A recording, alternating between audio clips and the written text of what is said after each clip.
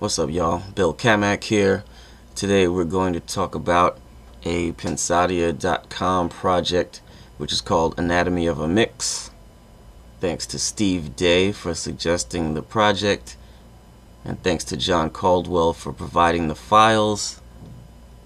This video is about setting up the mix, and the song is Our Love by AJ Lowring, or Lowring, Lowring.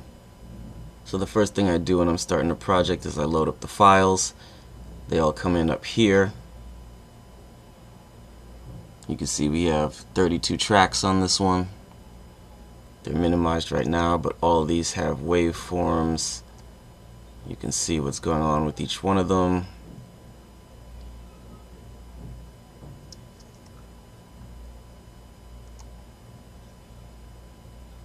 When the files come in, they're full length, like these are, but I like to cut out all the spaces so that way when everything's minimized I can still see where I am. I can see what sections are playing what.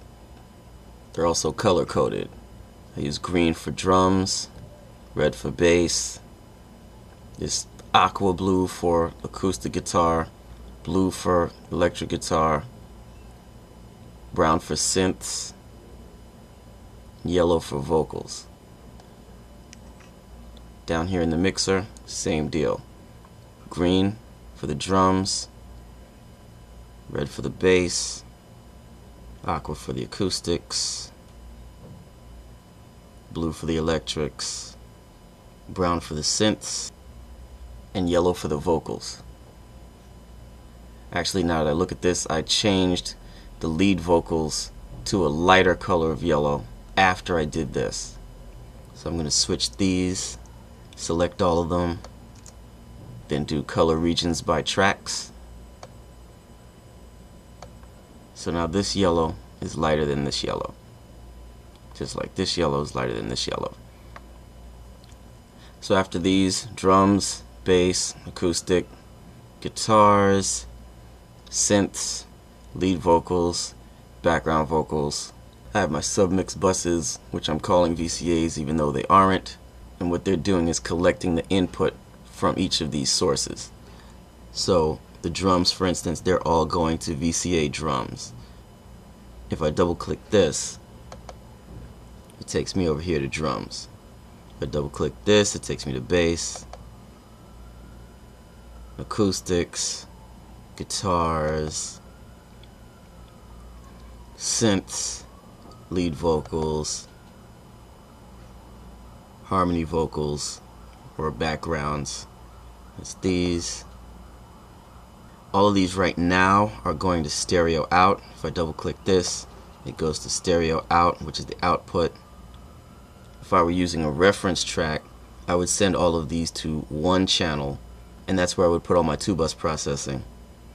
And then I would have the reference track on a different channel, so that way I could A/B in between them. Panning and all that will be in later videos, so right now everything's panned right down the middle. I only currently have 3 plugins on the project. Bpm Counter to tell me what the tempo of the song is. Once you figure it out with Bpm Counter, you put it in up here.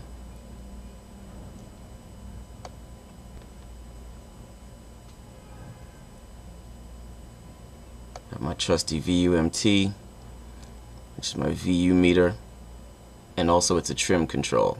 So right now it's linked in left-right mode, and it's set at minus 12.3 decibels, which means everything that comes to it from all these channels gets knocked down 12 decibels before it gets here.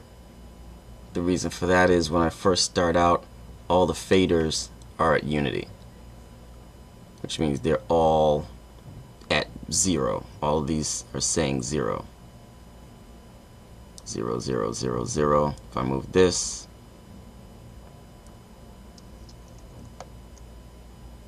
zero. So everything's at 0. So if you just play it, it's going to overload your 2-bus right here. So one thing you can do is you can duck this and not have this on, or you can duck all of these and select a bunch of them, duck these,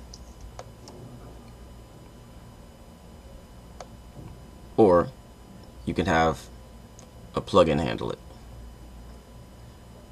The third plugin is the multimeter, which is going to show us a graph of the sound when the analyzer is up, and it's going to show us what the left-right content is in this mode. However, right now everything's panned down the middle, so all you're going to see is a line right here. There is no left content or right content because everything's panned right down the middle.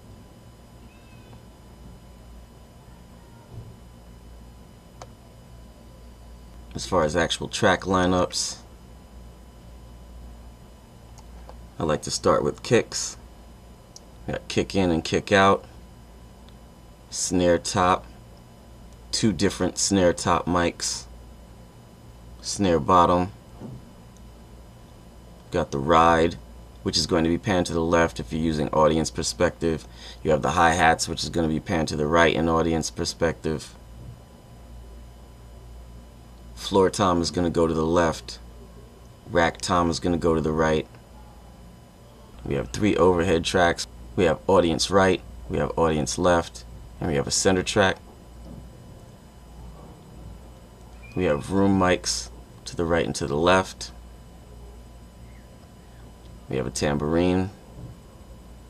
That's the end of our drum / percussion section. Bass, we have a DI, which stands for direct input. We have bass amp, which stands for amplifier. We have our acoustic guitars. We have our electric rhythm guitars. We have a lead guitar right here. We have a second rhythm guitar and a second lead, so this should actually be here.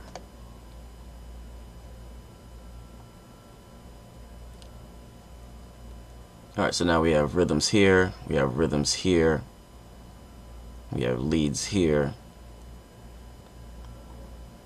Rhodes high and low. These are the synthesizers. We have our lead vocals, and we have our harmony vocals. There are a few reasons why everything's routed through this section here. One of them is that I might decide to process each submix group individually with compression and EQ and limiting. Another one is that this is an easy way to isolate sections and hear only the parts you want to hear.